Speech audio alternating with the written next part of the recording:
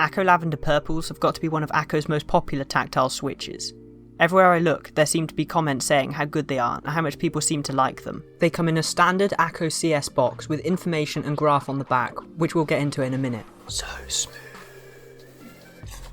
But seriously, getting budget switches in a box like this never gets old, and is always such a nice unboxing experience. As to the colour of the switch, they are all purple, hence the name, with an opaque base and clear purple top housing to help light through if your board supports RGB. This is nice to see, as not every switch supports RGB. As to the price of these switches, they are $10 for a pack of 45, and I will have links down below for various countries if you want to pick some of these up for yourself. They have a 50g tactile force and 1.9mm of pre-travel with an 18mm spring. As to the housing, they come with the same KL housing as all of Akko's CS series. These are a 3-pin switch, and the construction is tight enough that you won't need to add any films. Right out the box, these switches feel nice and smooth stock, so you could definitely use these unlubed if you wished. But I will of course be testing them lubed as well to compare the difference. As mentioned earlier, they do have a transparent purple top housing and space for LEDs to shine through. But as the top housing is coloured, there is of course going to be a small amount of colour change.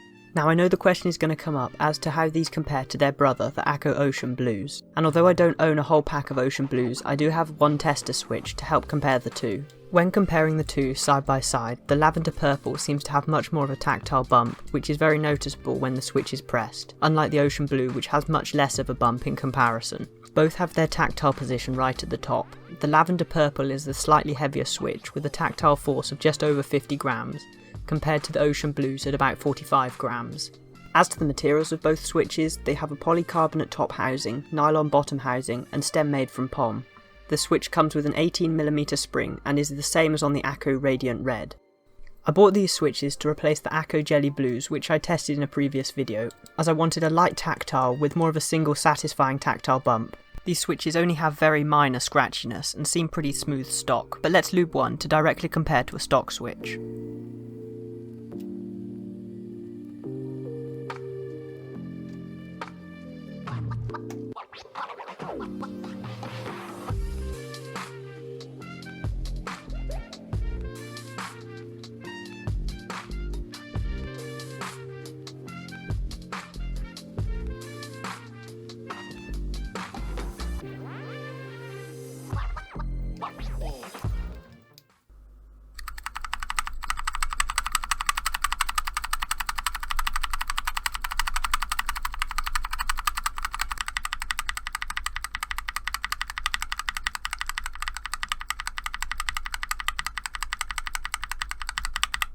These switches, like most, do benefit from lubing. As you can hear, the lube switches sound less scratchy and just generally nicer. The mic doesn't really pick it up, but there is some spring ping on the stock switches, but adding the lube to the base and top of the spring fixed the issue. Because there is a noticeable improvement in the sound of the lube switches, I will be lubing them for the final sound test. But before that, let's take a listen to the typing test of the stock switches.